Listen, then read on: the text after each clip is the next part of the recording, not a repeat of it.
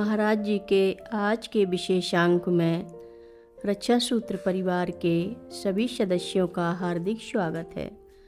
बाबा जी के भक्तों को राम राम। इस प्रकार के प्रश्न रोज उनके सामने आते रहते थे। उनमें से कोई भी निराश होकर नहीं जाता था। इसका कभी प्रचार नहीं होता था। हर एक को किसी न किसी रूप में सहायता मिलती ही थी। शारीरिक और मानसिक कष्टों की बात छोड़ दे तो एक दूसरे प्रकार की रुग्णता जो कहीं अधिक त्रासदायक थी, उसकी बाबा जी कभी उपेक्षा नहीं कर सकते थे। उनको अनेकों बार असहायों को मुक्त कराने के लिए भाग कर जाना पड़ता था। कभी लोगों पर अकल्पनीय विपत्तियां आ जाती थीं, कभी कोई व्यक्ति अपने से अलग कर दिया जाता था, कभी किसी को अपनों के निकटवर्तियों से निराशा मिलती थी जिससे वह पूरी तरह असहाय कर दिया जाता था। मन और शरीर की पीड़ा तो कभी कभी सहनीय भी होती है, किंतु हृदय की पीड़ा तो मारक हो जाती है। इस प्रकार की निराशा से व्यक्ति उद्ध्वस्त से हो जाते हैं और उन्हें सहारा देने के लिए कोई भी नहीं होता है।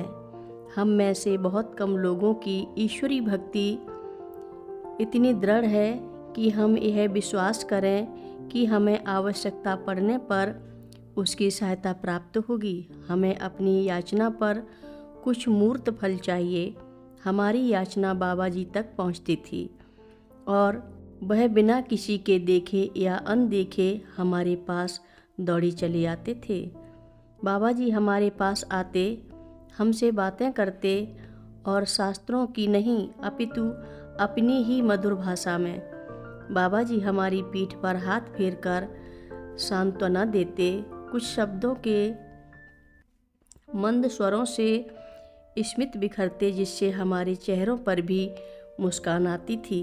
हमें पता नहीं कि उन्होंने कितने पुरुषों, स्त्रियों और बालकों के आंसू अपनी मधुर वाणी, करुणामय संस्पर्श और मधुर मुस्कान से पहुँचे थे।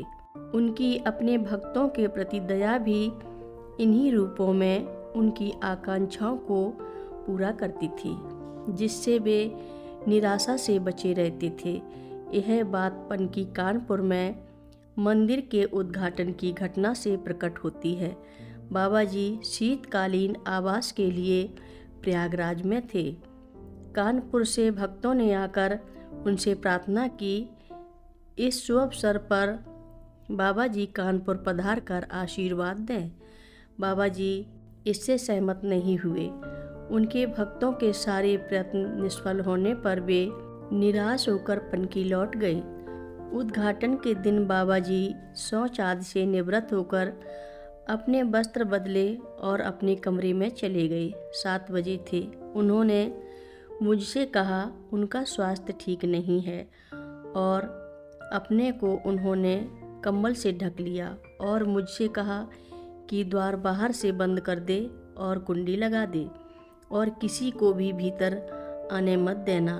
घंटों बीत गए। लोग दर्शन के लिए बाहर खड़े उनके कष्ट का अनुमान लगा रहे थे।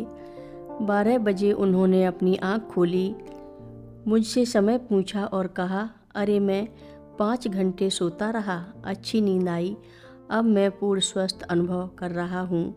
द्वार खोला, लोग दर्शन के लिए भीतर गए। जीवन पुनः सामान्य गति और रूप में चलने लगा। अगले दिन बाबा जी अपने भक्तों से घिरे हॉल में बैठे थे कि एक व्यक्ति लड्डुओं से भरी टोकरी लेकर आया। एक दिन पूर्व पनकी मंदिर के उद्घाटन समारोह का यह प्रसाद था। टोकरी देते हुए मुझे उस व्यक्ति द्वारा यह बताया गया कि बाबा जी वहाँ सुबह आए थे और 12 बजे वहाँ से एकाएक अदृश्य हो गए। हमने उनकी पूरी खोज की पर वे वहाँ नहीं थे, अतः हम उनके लिए प्रसाद ले आए हैं। कथा लंबी है, आगे की कथा सभी भक्तों को अगले भाग में सुनाएंगे। हर रोज महाराज जी की कथाएं सुनने के लिए सभी भक्तों का धन्यवाद। सभी भक्त रक्षा सूत्र चैनल को सब्सक्राइब करें, शेयर करें और लाइक करें। घंटी बजाना ना भूलें। कमेंट बॉक्स में लिख भेजें, जय नीव करोरी बाबा जी महाराज। सभी भक्त मिलकर बोलो, नीव करोरी बाबा जी महाराज की जय जय बोलो।